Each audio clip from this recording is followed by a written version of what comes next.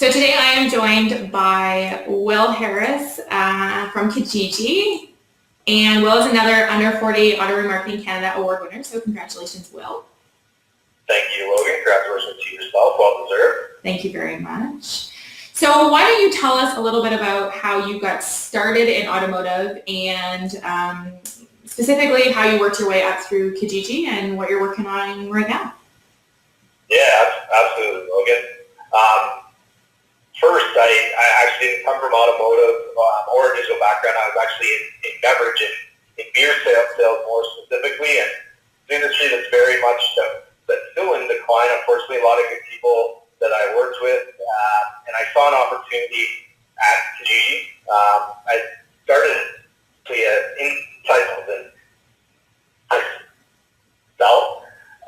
In the beverage world, you're very much reliant upon preset deals, and it's more about event planning and giving out tickets, and that kind of relationship was what the business was built on. So coming into Kijiji 5 years ago and being on an inside sales team and not knowing anything about digital or automotive, I kind of re-taught myself how to sell. And really, I leaned on a few different resources. I immersed myself in the digital automotive world. I had this conversation today where kind of my foundation was Velocity 2.0 to kind of understand the business, and then I kind of built on really how the solutions sell. I look at it's kind of cheesy, but how to make friends and influence people. That book has been out of my interviews, so you're my 5th interview, and it's been mentioned on 3 of our conversations. Yeah, what's funny is kind of reinventing how I was selling is, and taking a lot of sales training and reading a lot of sales books and podcasts. Really, all the fundamentals are based off of Carnegie's book, and Carnegie's book is really based off being a good person. So I took that to heart and really, started executing on those. And Jeffrey Gittimer was another one that I really leaned on. Bob Berg, another go-giver. That kind of gave me the sales base, and I continue to get immersed in the digital automotive world with that basis of Velocity 2.0, and then, like dealer refresh forum, getting involved in that, and following people like Brian Pash on the internet, and just really getting involved in digital automotive. At the time, Ryan Thompson was our head of sales, who ran a blog called The Dealer Geek, and he started off the Dealer Talk series, which I love. It's about, bringing education and value back to the dealers and not selling, which, I absolutely love. So, in sales, you're really based off of performance. And I was a top performer at Kijiji while I was on the sales floor for, let's call it 3 years, and kind of made my way to, at the time, it was a pretty flat organization. There wasn't a lot of opportunity for advancement. And in terms of sales, I had done everything that I could do. That sales performance has been I've been trying to work. I was in here, providing a lot of training for our inside sales team as well as our outside sales team, and just really being a brand and taking on responsibilities with our Dealer Talk series and kind of being that liaison between our speakers and the actual event, which I loved. And I was approached by a company called Jumpstart Media with a great opportunity to start their Canadian sales team, which was a great opportunity. So Jumpstart Media is owned by Kripps, which in Canada doesn't resonate, but they do have some big publications, Car and Driver being one, Road Track being another one. So it was a real opportunity to me to kind of step forward and excel on that digital side, and also get some exposure on the OEM business. And it was an absolutely incredible year that I spent with them. And GM was one of my main clients. I did a lot of really cool executions. We did the first suggested selling unit, which was a native ad integration on Car and Driver and across the Jumpstart portfolio. And it was a good experience. Really, dealing with a lot of really smart, educated, automotive-focused people at Jumpstart, which is fun. They're based out of San Francisco, and who can say no to a trip to San Francisco, right? I'm in. And it was a good experience, and getting that that kind of scope of the OE business was Yeah. provided a lot of value and insights to me. And, Kijiji's always been super near and dear to my heart. I can only work for a brand that I believe in and that I can confidently sell to my clients and to your friends. Yeah. Yeah, I have to believe it. I mean, and maybe I'm not a good salesperson in that regard. I couldn't sell something I did not believe in. Kijiji was always so near and dear to my heart. And leadership change happened at Kijiji. Leanne and Kripps became head of autos after Ryan went to run a GM dealership in Allison. So if you're looking for a truck, he's the guy. He's the guy to go talk to. But Leanne took over leadership, and I heard, I was so close to everybody that was still working in the business here. A lot of people that I had trained were still there, giving me feedback. And I was actually at Dealer Talk 2 years ago, and the day had wrapped up, and we were having some cocktails, and I forget who I was talking to, but this little blonde woman walks up to me, who I don't know who that is, and she taps me on the shoulder and says, "Are you Will Harris?" And I say, "Yeah." She's like, "I'm Leanne Kripps, head of auto. How do I get you back at Kudos?" And fantastic. And it just started a conversation. And for someone to be that bold and that passionate really, really struck me. And Leanne and I started talking, and I saw real opportunity in the dealer group channel. It's something that I had identified as my time as an account executive. Hey, there's real opportunity here to build out a channel strategy and really focusing on dealer groups. I think we can bring a lot of value with the data points we have, and really we need someone to be able to tell that story. So Leanne and I crafted the dealer group channel here at Kijiji, and from that time at Dealer Talk, 3 months later I was National Dealer Group Manager. Year one was having those conversations, telling the Kijiji story to people that hadn't been listening or paying attention, and telling that story with rich, transparent data. And year one, really tremendous, strong growth across the country. And Kijiji is part of a bigger company, part of eBay. Yes. And eBay classifies groups who Kijiji falls under said, "Wow, look at the traction that we're getting in the dealer group channel.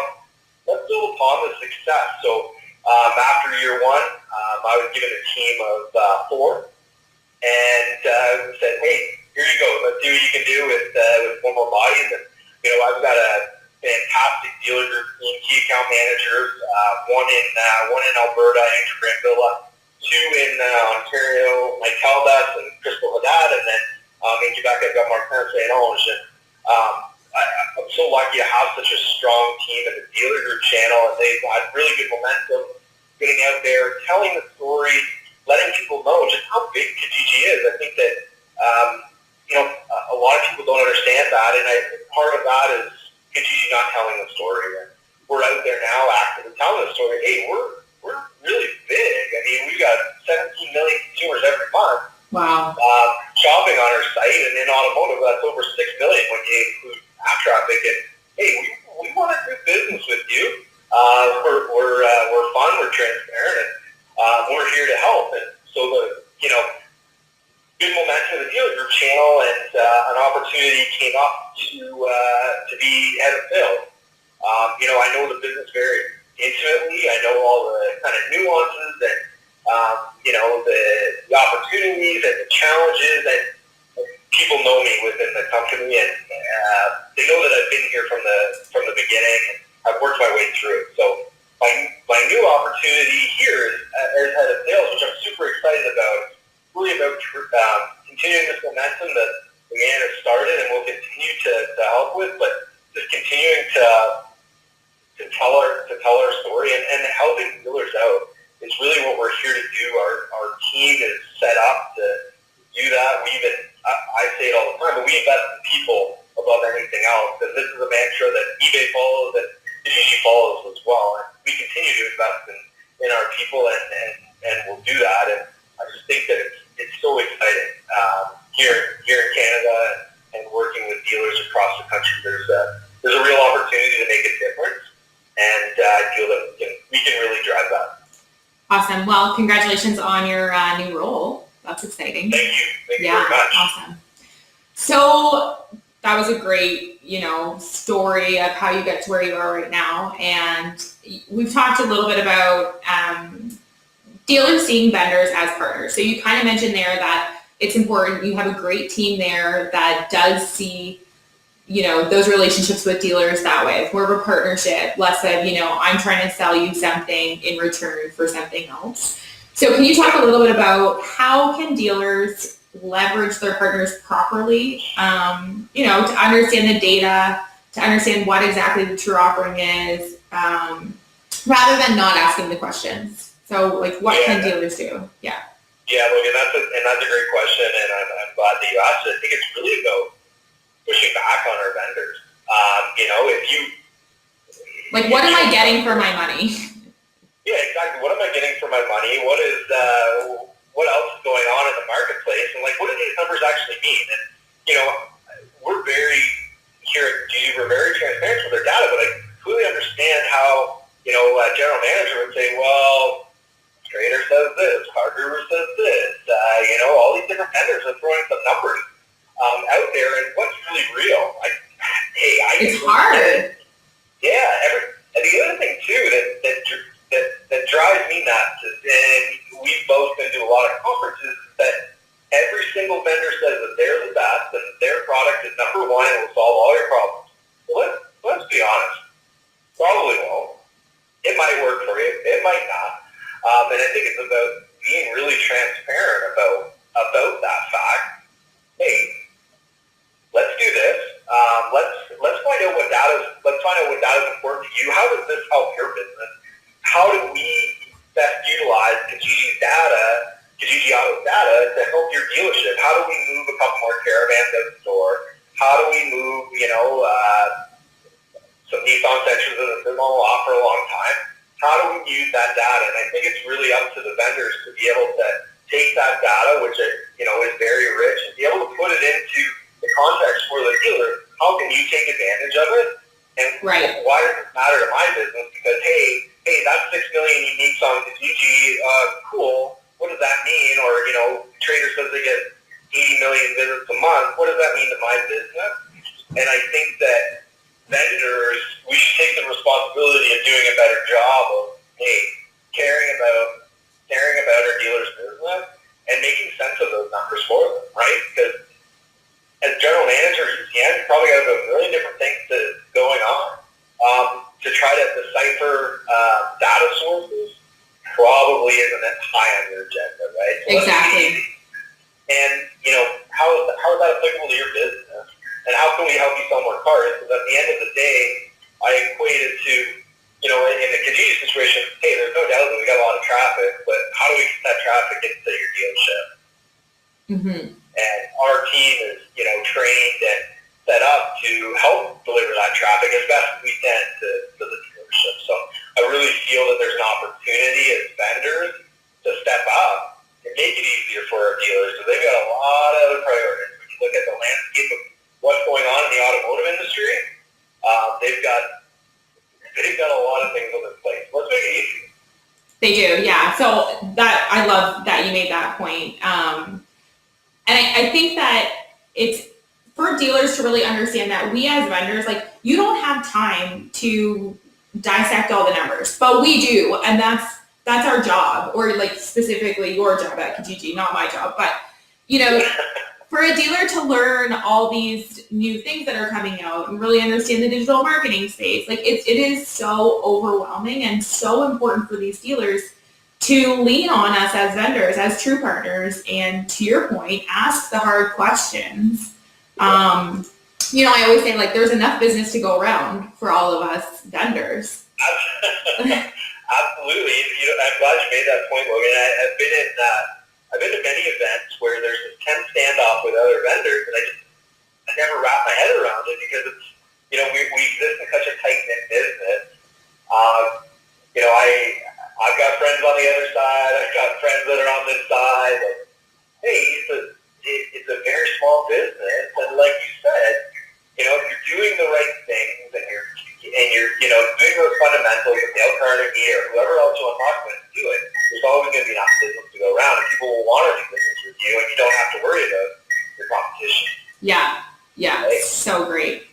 So on that point, anyone that I've dealt with at Kijiji, like just talk to in passing, they have this like philosophy of openness and transparency, and some of the adjectives that you used earlier to describe your team.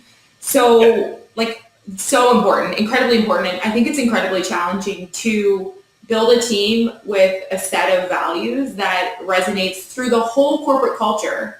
And I think it's something that all organizations, not just dealerships or vendors, everyone really struggles with that. So how at Kijiji have you been able to achieve such a level of consistency across the board in your team?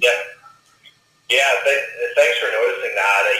I was having this conversation earlier today, and it's always interesting. I kind of step back when we're at events with our greater team, and it's really interesting to me that people kind of gravitate to our team. That to me just kind of goes back to, hey, we've invested in the right people. They're doing the right things. Dealers know that they can have a conversation at events. They're not going to be pitched, and you can have a real conversation, dealing with real humans that genuinely are interested in your success. Yeah, absolutely, Logan. And I look at how do you get there? It's not easy, right? It's not easy. It requires a lot of vetting in terms of. I think it starts from the recruitment stage, right? Getting the right people that you want to do business with that are going to be doing the right things, not just in the interview, but what happens 6 months down the line or 2 years down the line. And that's really important, but that takes time, and it also takes a lot of one-on-one time and asking the tough questions. Asking tough questions immediately, and sometimes you don't get the answers that you like, and that's important, right? To be honest and truthful at that stage of the game, and then to continually nurture that is also important, right? Continue to nurture that culture, and investing in people is really important to myself, Leanne, Kijiji, eBay, the business, and continuing investing in that all day. I'm going to do that over anything else, right? Because I truly believe in people. As the business has invested in me, I want to invest back into our people. One thing that we've done here at Kijiji is Certified Sales Professional certification, CSP training, and it's about ethical selling, solution selling, and it's really important that our people go through that training. And again, it's just investing, and it's a fun place to work. We're connecting people with other people. Right. When you really look at how our site functions, right? Whether you're buying a couch or a handbag, or you're looking for a carpenter, or you're looking for a brand new truck, we play the role of connector, right? And that's the power of our site, and people really believe in that and know that they're doing a difference in their jobs here. But it's hard work, but it's rewarding. I think it's incredibly impressive. And going back to when we started this conversation, and you kind of talking about really diving into sales when you got into the industry, and reading, following different blogs, like I am the same way. I'm passionate about learning and understanding, sales, selling philosophies, car buying, the whole shebang, right? I'm curious about it, and I want to understand it. And to have a leader like yourself in that position, like I think that they've just done such a good job at you being a fit there, being so passionate about like that genuine Dale Carnegie philosophy. I think like kudos to them, kudos to Leanne, what awesome. And if you as a leader are setting that standard and sharing it with your team, then it's only going to percolate throughout the culture, right? Yeah, you're right. And it's about leading by example and about being passionate, right? And that's a two-way street, though. I mean, I'm passionate about things, and that could be also, an Achilles heel as well, right? And I'm pretty aware of that. Yeah. As you grow into more of a leadership role, you you learn how to channel that passion, right? For only positive and not let it go the other way. It's tough sometimes, but it's that passion and connecting people is really what drives me and drives this business, and that's the very fundamentals of what Kijiji Auto does. That's awesome. I love it. Okay, so I'll ask you one more question. So earlier you mentioned podcasts. Yes. Do you still listen to podcasts? I do, yeah. Okay, so if you could recommend a podcast to, it doesn't have to be, it can be anything. It doesn't even have to be about automotive or sales, but like a podcast that you've really enjoyed. I love podcasts. I think that they're a great use of time. And there's so much information out there that's so accessible. I think that I really only got into podcasting within the last year, and I love it. So let's hear it. Yeah, absolutely. So my background is actually in history of all things. Okay. So I'm going to lean on that. It's a podcast called Hardcore History by Dan Carlin. And I got turned on to it. So I had a hockey injury a few years ago, and I was kind of cooped up in my condo and didn't have anything to do. So I started on the recommendation from a friend to listen to this podcast because these are about, in total probably 5 or 6 hours, and the research that goes into these podcasts probably spans about 8 months. And crazy. Yeah. So you'd probably break it up. It's like an audiobook. It's more really of an audiobook.